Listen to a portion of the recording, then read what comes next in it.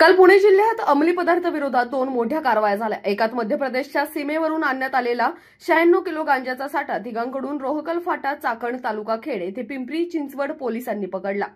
तर दुसऱ्या कारवाईत न्हावी तालुका इंदापूर येथे चक्क अफूची शेती करणाऱ्या तिघांच्या मुसक्या पुणे ग्रामीण पोलिसांच्या स्थानिक गुन्हे शाखा आणि वालचंद नगर पोलिसांनी आवळल्यात।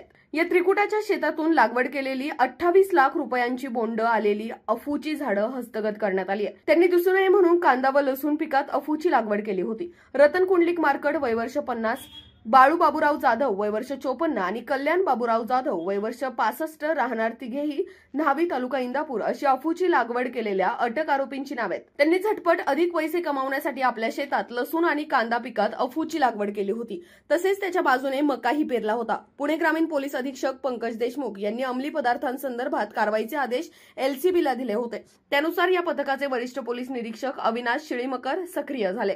त्यांच्या पथकातील स्वप्नील अहिवळे यांना याबाबत माहिती मिळाली। त्यानुसार या पथकाने आणि स्थानिक वालचंद नगर पोलिसांनी न्हावी येथे धाड घातली असता वरील तिघांनी अफूची लागवड आपल्या शेतात केल्याचे दिसले। त्यांच्या शेतातून 27,56,460 रुपये किमतीची बोंडे आलेली अफूची 883 किलो झाडे जप्त करण्यात आली।